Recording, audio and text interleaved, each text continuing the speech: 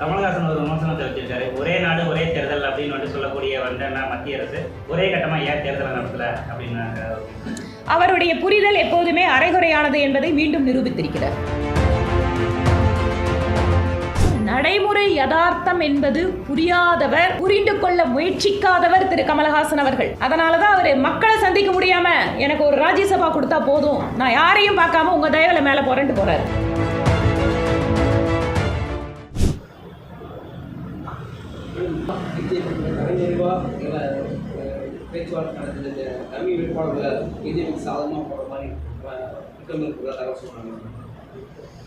ஒவ்வொரு கட்சிக்கும் அவர்களுடைய வேட்பாளர் ஜெயிக்க வேண்டும்.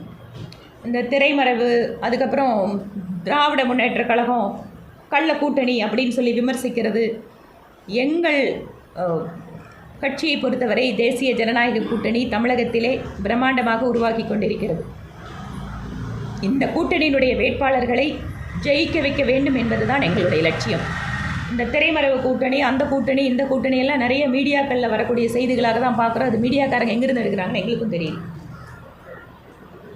கமலஹாசன் ஒரு விமர்சனத்தை வச்சிருக்காரு. ஒரே நாடு ஒரே தேர்தல் அப்படின்னு சொல்லக்கூடிய மத்திய அரசு ஒரே கட்டமா ஏன் தேர்தலை நடத்தல அப்படின்னு அவருடைய புரிதல் எப்போதுமே அரைகுறையானது என்பதை மீண்டும் நிரூபித்திருக்கிறார்.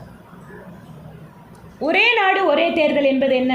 ஒரே சமயத்தில் இந்த நாடு மாநிலங்களுக்கும் மத்தியிலேயும் தேர்தலை நடத்த வேண்டும். அதன் வாயிலாக ஒவ்வொரு வருடமும் ஒவ்வொரு மாநிலத்திலேயும் தேர்தல் நடக்கின்ற பொழுது மத்திய அரசாங்கத்தின் பணிகள் பாதிக்கப்படுகிறது, மாநில அரசாங்கத்தின் பணிகள் பாதிக்கப்படுகிறதுங்கிற காரணத்தால் வைத்திருக்கக்கூடிய ஒரு ஐடியா அது.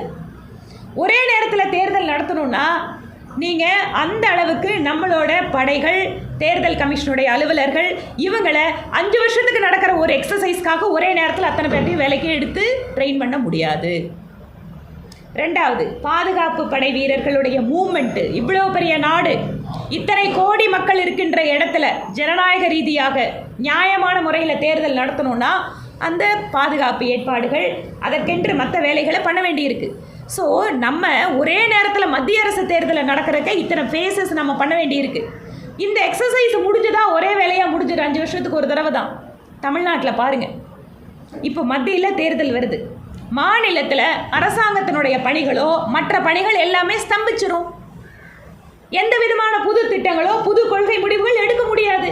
அப்போ கிட்டத்தட்ட 2-3 மாதம் நாம் தமிழகம், நம்ம ஏரியாவில் தேர்தல் முடிஞ்சா கூட நம்ம ஜூன் 4ஆம் தேதி வரைக்கும் காத்துட்ருக்குறோம். இதுதான் நடைமுறை சிக்கல். ஸோ நடைமுறை யதார்த்தம் என்பது புரியாதவர், புரிந்து கொள்ள முயற்சிக்காதவர் திரு கமலஹாசன் அவர்கள். அதனால தான் அவர் மக்களை சந்திக்க முடியாம எனக்கு ஒரு ராஜ்யசபா கொடுத்தா போதும், நான் யாரையும் பார்க்காம உங்க தயவுல மேல போறேன்ட்டு போறாரு. ஸ்பீச் இல்லைங்க, ஒன்லி ரோட் ஷோ. வருவார், வந்து மக்களை பார்த்துட்டு நிறைவடைஞ்சதுக்கப்புறம் போகிறார். தேர்தல் செலவு கணக்கில் இது வராது. ஏனென்றால் இது கட்சி நடத்துகின்ற நிகழ்ச்சி. வேட்பாளர் அறிவிக்கப்படலை. வேட்பாளர் வேட்புமனுவை தாக்கல் செய்த தினத்திலிருந்து தான் வேட்பாளர் செலவு கணக்குக்கு அது வருமே தவிர இப்போது வரக்கூடியது என்பது கட்சி ஏற்பாடு செய்கின்ற நிகழ்ச்சி. இது தேர்தல் கணக்கில் வராது.